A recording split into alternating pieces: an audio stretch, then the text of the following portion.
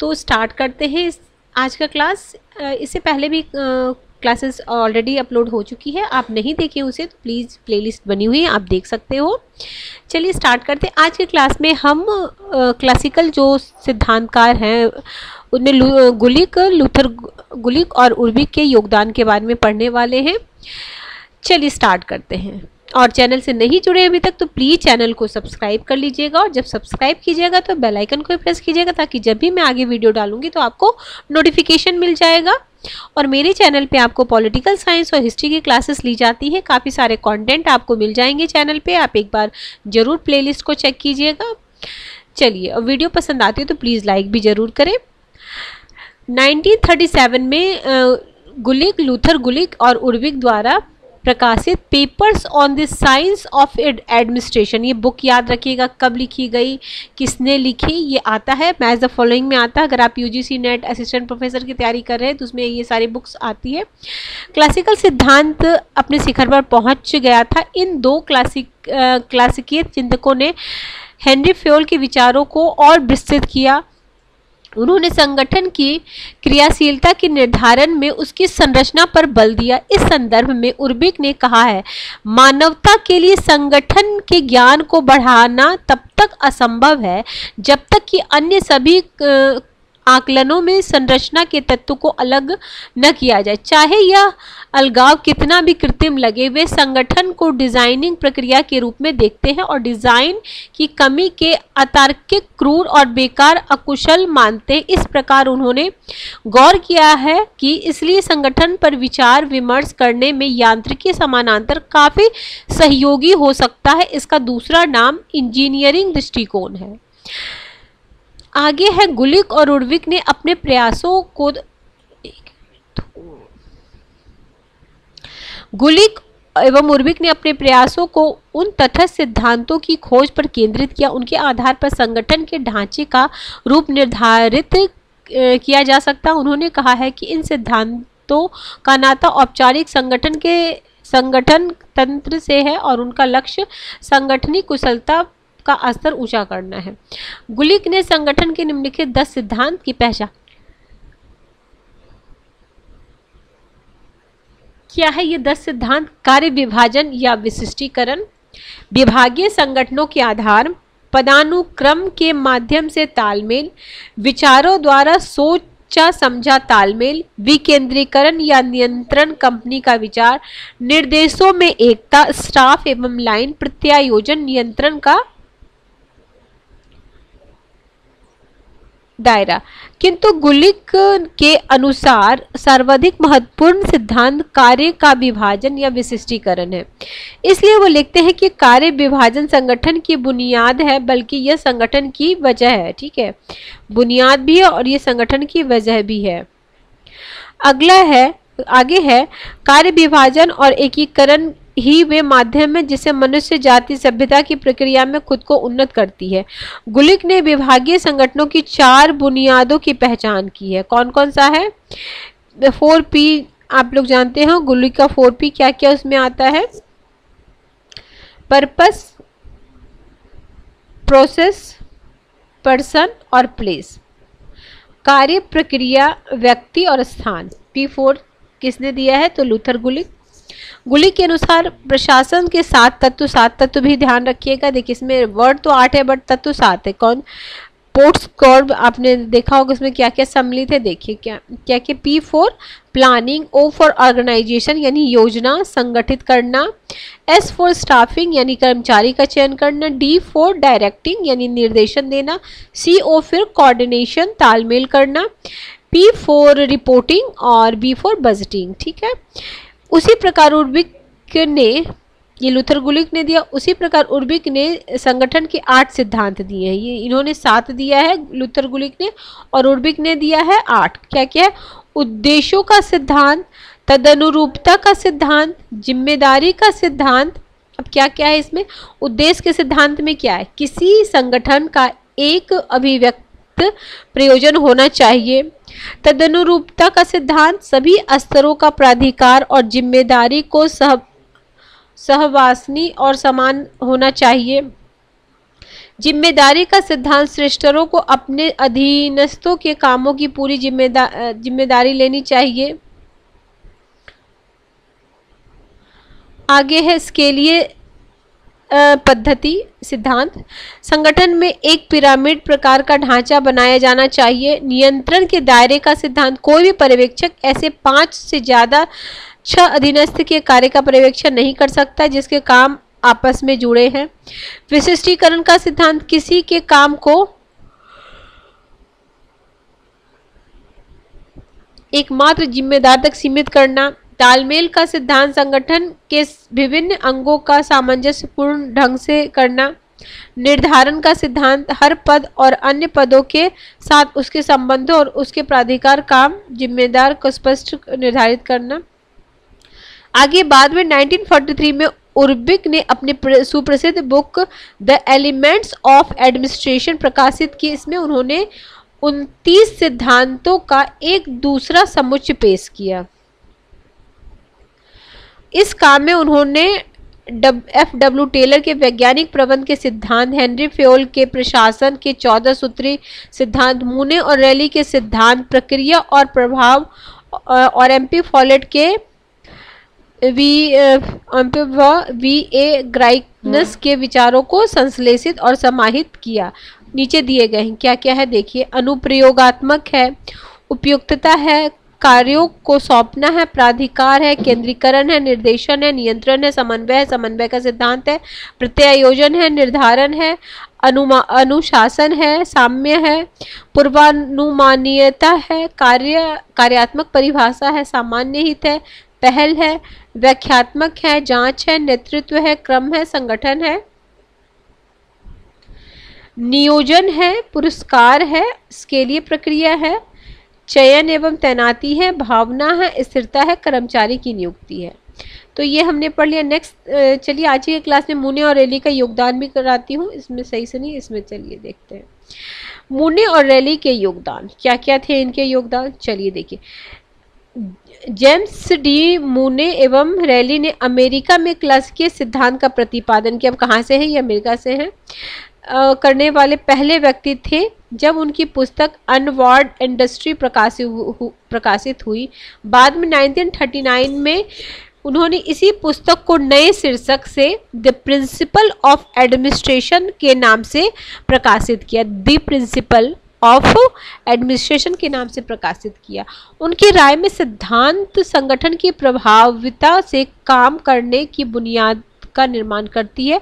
उन्होंने संगठन को चार्टो मैनुअल को लोकप्रिय बनाया और 4 सिद्धांत को पेश किया। ये 4 सिद्धांत क्या क्या हैं? तालमेल है, स्केलीय प्रक्रिया है, कार्यात्मक विभेदीकरण है और लाइन एंड स्टाफ है। तो देखिए तालमेल क्या है। मूने ने तालमेल का किसी सामान्य उद्देश्य की प्राप्ति के प्रयास में कार्यों में एकता के लिए सामूहिक प्रयासों को क्रमबद्ध रूप से व्यवस्थित करने के रूप में परिभाषित किया। उनके अनुसार तालमेल संगठन का पहला सिद्धांत है और इसमें सभी सिद्धांत शामिल हैं। इसके तहत और उनके जरिए यह काम करता है। आगे वे कहते हैं तालमेल संगठन के निर्धारक सिद्धांत सभी सिद्धांतों को समेटने वाला सिद्धांत है और सभी संगठनिक प्रयासों आदि और अंत से कम नहीं है। इसका आरंभ और अंत तालमेल में है। अगला है इसके लिए प्रक्रिया। तो मूने और रैली ने संगठन के पदानुक्रम पर बल दिया। ठीक है, पदानुक्रम उसे इसके लिए प्रक्रिया कहा। ठीक है, पदानुक्रम भी वर्ड आ सकता है, उसी को इसके लिए प्रक्रिया कहा।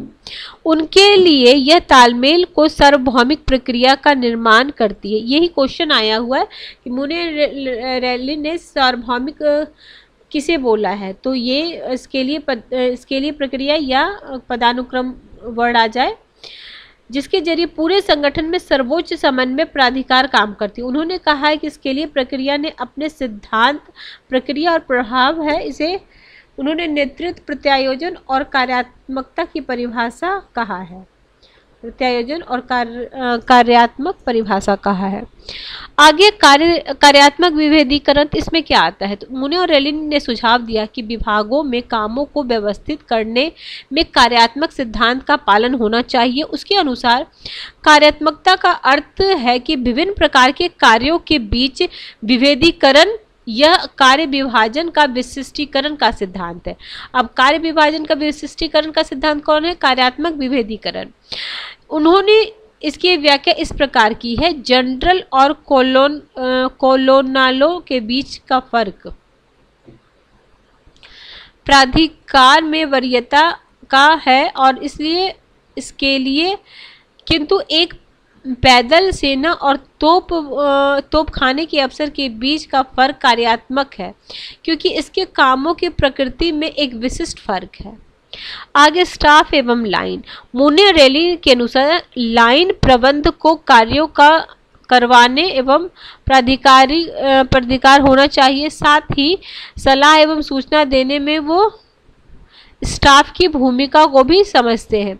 मुने के अनुसार स्टाफ कार्यकारी के व्यक्तित्व का विस्तार है। इसका अर्थ है अपनी योजना बनाने में इसकी मदद के लिए है। ज़्यादा आंखें और कान और एक मिनट थोड़ा सा ज़्यादा क्या है, एक बार मैं इससे पढ़ देती हूँ। मुने रेली के अनुसार लाइन प्रबंध के कार्यों को करवाने का प्राधिकार होना चाहिए, साथ ही सलाह एवं सूचना देने में वे स्टाफ की भूमिका को भी समझते हैं। मुने के अनुसार स्टाफ कार्यकारी के व्यक्तित्व का विस्तार है। इसका अर्थ है अपनी योजना बनाने में उसकी मदद के लिए, और जहां आंखें कान और ज्यादा हाथ। ठीक है, आगे है इनका आलोचनात्मक मूल्यांकन। तो विभिन्न समाज मनोवैज्ञानिक ने क्लासिकल सिद्धांत को विभिन्न आधार पर आलोचना की है। जितने भी क्लासिकल जो थे उनके विभिन्न आधार पर आलोचना की गई है। क्या क्या आलोचना की गई ये देखते हैं। इसका संगठन के एक अवैज्ञानिक सिद्धांत के रूप में इसकी आलोचना की जा सकती है। कहा जाता है कि इस सिद्धांत में वैज्ञानिक स्थिति में परखी नहीं हुई है। आलोचकों ने कहा है कि यह सिद्धांत अनियंत्रणताओं, दोहराव और सूक्ष्मता के अभाव से भरपूर है। हर्बर्ट साइमन ड्वाइट वाल्डो कहते हैं कि क्लासिकल स्कूल द्वारा प्रयास की गई पद्धति वैज्ञानिक नहीं है। आगे इसकी इस आधार पर भी आलोचना की गई है कि संगठन में मानवीय आयाम अर्थात प्रबंध के सामाजिक और मनोवैज्ञानिक पहलू की अपेक्षा करता है। वरन वेजिंग ने टिप्पणी की है कि क्लासिकल सिद्धांत का ध्यान किस पे है? जनरल मॉडल पे है। क्या जनता मॉडल सिद्धांत के रूप में वर्णित है? जनता मॉडल सिद्धांत के रूप में वर्णित है। क्लासिकल सिद्धांत की व्याख्या एटमी के रूप में की गई है, क्योंकि यह मनुष्य के संगठन के साथ मनुष्य में काट कर देखता है। उसी प्रकार इसकी व्याख्या स्वेच्छतापूर्वक सिद्धांत के रूप में की गई, क्योंकि यह मानता है कि मनुष्य सामाजिक नियंत्रण अर्थात समूह द्वारा नियंत्रित के प्रति रक्षित है। इस सिद्धांत को यांत्रिकी माना गया है, क्योंकि यह संगठनिक व्यवहार की गति को समझ पाने में असफल है। यह मनुष्य के निष्क्रिय औजार या संगठन के यंत्र का एक पुर्जा मात्र समझा जाता है। यह कर्मचारियों से ज़्यादा काम से सरोकार रखती है। इस प्रकार यह संगठन में मानवीय कारकों को कम आंकता है। क्लासिकल सिद्धांत के सबसे अहम आलोचक हर्बर्ट साइमन हैं। उन्होंने संगठन के सिद्धांत की व्याख्या कहावत से की है। ये भी कई बार आता है कि किसने क्लासिकल सिद्धांत को कहावत कहा है, तो वे कहे हैं आपके हर्बर्ट स्पेंसर। आगे है, ठीक है, आडंबर मूर्खताओं के रूप में कहा है। ठीक है, ये सिद्धांत वैज्ञानिक रूप से वैध नहीं है, इसलिए सार्वभौमिक प्रासंगिकता के नहीं है। उनके शब्दों में यह प्रशासन के मौजूदा सिद्धांतों की भयंकर कमी है। कहावतों की तरह वे भी जोड़े में होते हैं। यह हर सिद्धांत के लिए आप उतना ही संभाव्य और स्वीकार्य विरोधी सिद्धांत खोज सकते हैं। हालांकि जोड़े दोनों सिद्धांत उल्टे संगठनिक सुझाव की ओर ले जाते हैं। ये छोड़िए। उन्होंने कहा है कि प्रशासन सिद्धांत ज़्यादा से ज़्यादा प्रशासनिक स्थितियों का वर्णन और पहचान करने की कसौटी हो सकती है। सभी कथित सिद्धांतों पर एक प्रभावी प्रशासनिक संगठन की रूपरेखा के तहत विचार होना चाहिए। इस सिद्धांत की इस आधार पर आलोचना होती है कि ये इसमें अति सरलीकृत मानव प्रेरणा है। यह मान लेता है कि हर कर्मचारी एक आर्थिक मनुष्य है जो अपनी राय को अधिकतम बनाने में दिलचस्पी रखता है। उसी के अनुसार गैर आर्थिक कारकों पर कोई ध्यान नहीं दिया जाता, यानी मानव प्रेरणा और सामाजिक और मनोवैज्ञानिक कारणों पर बिल्कुल बल नहीं दिया जाता है। एल्टन म्यो के हर्टन प्रयोग से सिद्ध कर दिया है कि कर्मचारी महज आर्थिक कारकों से ही नहीं अपितु गैर आर्थिक कारकों से भी प्रेरित होता है। क्लासिकल सिद्धांत की व्याख्या मानक सिद्धांत के रूप में भी की गई है, क्योंकि इसका सरोकार क्या है से ज़्यादा क्या होना चाहिए, क्या है से ज़्यादा क्या होना चाहिए। इस प्रकार व्यावहारिक उपागम से अलग यह संगठन में वास्तविक व्यवहार का अध्ययन नहीं करता। क्लासिकल सिद्धांत की व्याख्या संगठन में स्थिर मॉडल के रूप में की गई है, यानी यह संगठन को एक बंद व्यवस्था मानता है जो बाह्य परिवेश से प्रभावित नहीं होता। संगठन के व्यवस्था उपागम क्लासिकल सिद्धांत की इस कमी की ओर ध्यान खींचता है। क्लासिकल सिद्धांत इस आधार पर आलोचना की जाती है कि यह सिर्फ औपचारिक संगठन से नाता रखता है और अनौपचारिक संगठनिक प्रक्रिया की उपेक्षा करता है।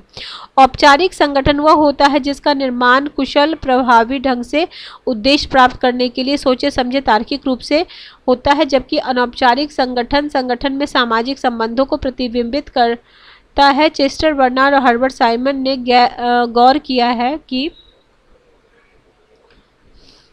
संगठनिक सदस्यों का वास्तविक व्यवहार कई तरीकों से तार्किक व्यवहार से भिन्न है। क्रिस अर्गिस के अनुसार किसी परिपक्व व्यक्तित्व की जरूरत और किसी क्लासिकल संगठन सिद्धांतों को बनाने की आवश्यकता से एक बुनियादी असमानता है। ऐसे सिद्धांतों को लागू करना कर्मचारियों को निष्क्रिय, निर्भर, अधीन और संक्षिप्त काल निर्देशित बना देता है। मार्च और हर्बर्ट स्पेंसर ने अपनी पुस्तक ऑर्गेनाइजेशन क्लासिकल सिद्धांत की निम्न सीमाएं बताई हैं, मतलब आलोचना की है। क्या सीमाएं इसकी?